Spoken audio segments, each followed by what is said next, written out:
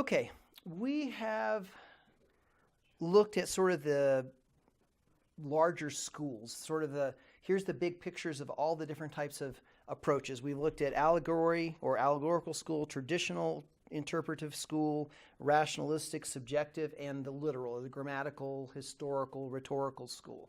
And again, we're going to be teaching this whole class from that perspective. So what we're now going to do is we're going to walk through history and sort of see how things have developed, some of the major people that were involved in different kinds of interpretive schools, approaches, kind of where they go. And I'll probably reference here as we go through here that a lot of these people and a lot of these events, the why behind why people go different directions is really in our church history classes. And a lot of these people we're going to talk about, there's a tremendous amount of cultural dynamic. And so we don't want to judge them too harshly because a lot of times they were trying to do good things, but over time and ignorance and circumstance, they kind of go off the beam.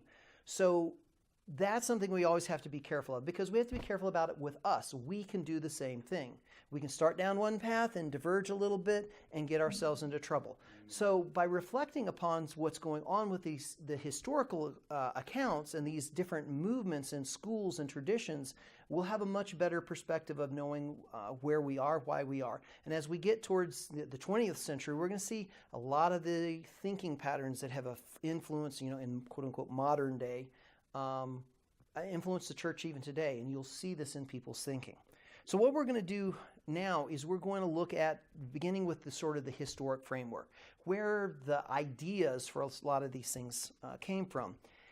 So we're going to begin with the Jewish and Greek allegorists, or Allegorism. And this is literally from the 6th century BC up, and onward. And this is a school or an interpretive approach. And we've mentioned this, sort of the literal meaning and then kind of the secret or deeper meaning. And this began with the Jews and the Greeks and sort of transitioned into the Christian interpreters.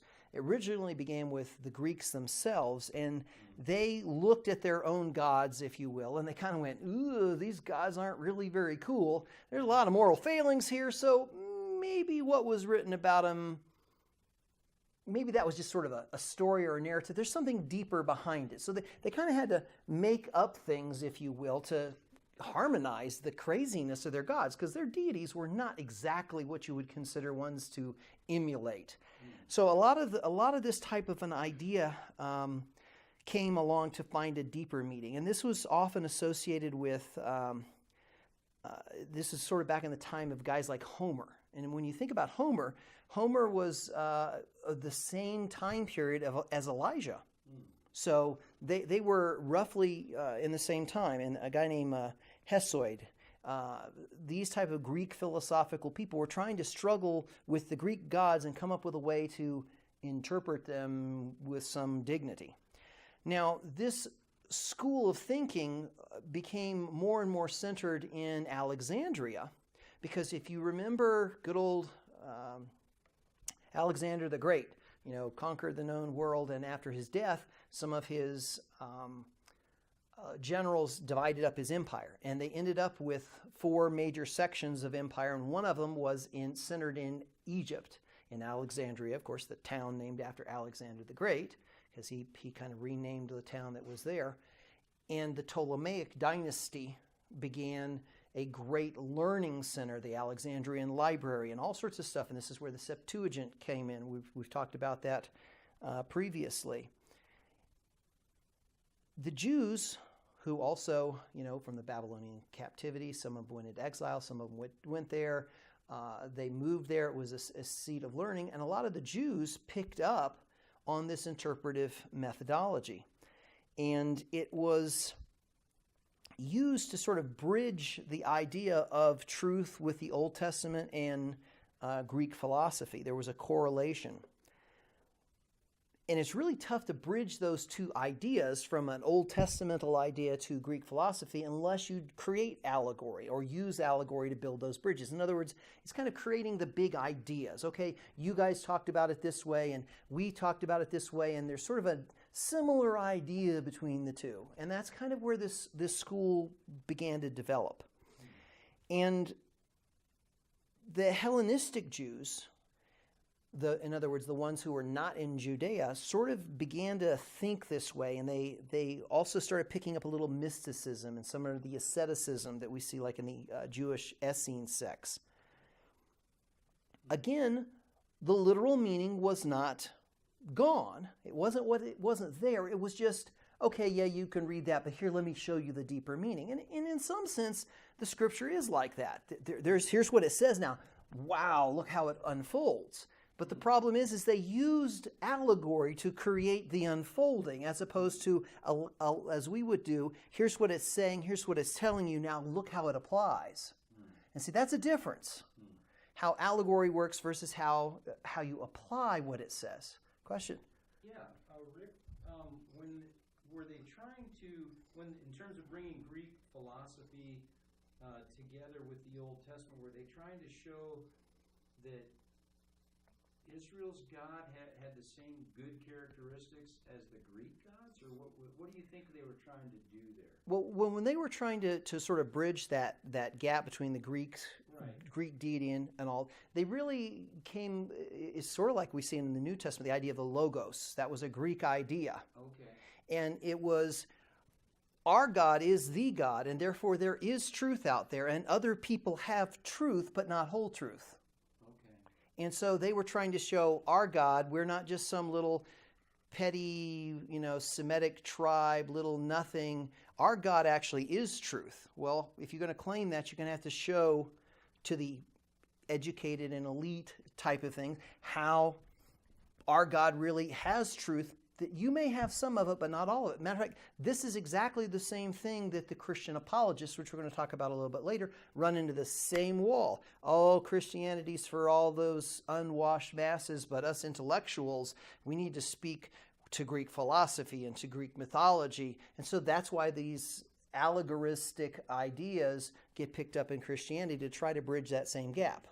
Were they trying to protect God a little bit in terms of some of the harsher things that God some of it was trying to, same ideas. Well, why did God wipe out these people? That's not good for a God to do. Okay. And so they picked up on those same ideas. So there's a lot of that same type of thinking, and the Jews picked up on it in Alexandria. Okay. So this is where the beginning of this, and this is the same path that's going to follow to the Christian allegorists, the same type of an idea. So great questions. Now, two of the more influential Jews or interpreters, a guy named Aristobulus around 160 BC and Philo 120 BC to 54 AD, so right in the time of Jesus and the apostles and all these guys. These guys were very influential in affecting this type of interpretive school. Aristobulus believed that Greek philosophy was borrowed much of its thought from the Old Testament. So he saw, hey, we have the cool stuff, you guys borrowed it from us. And so he was using allegory to show that type of a thinking. It's kind of an interesting idea. And Philo really was influenced the opposite direction by Plato and Pythagoras. And Pythagoras had some pretty crazy ideas besides the Pythagorean theorem. He was actually kind of more of a religious guy with mathematics and geometry and things like that. These teachings, he would combine the Old Testament with Greek philosophical teaching. And he, again, was one of these guys who said, okay, the literal is there. I agree with you, the literal is there, but that's for the immature. If you really, really want to understand it, you have to understand allegory. So he said, one is for the body, the other is for the soul. So the literal was, okay, yeah, it's kind of the earthly kind of things, but here is for the soul. This is the allegory. This is the richness. And again, there is some truth to it, but it's how you get there is the challenge that we see. So as an example, here's how Philo would do stuff. He would say, Hagar and Sarah represent education and virtue. Okay? Education and virtue. And Jacob resting his head on the stone was self-discipline of the soul. Now, I don't know how you read that. I don't know how you get that, but that's how far an allegory can go. This is education and virtue and self-discipline. It doesn't seem to make a lot of sense. So this is kind of the framework where you begin to get this allegory kind of stuff. And the next thing we're going to look at is sort of the patristic age, or the early church fathers and early fathers of the church, and that's going to be the 100s to 600 time period.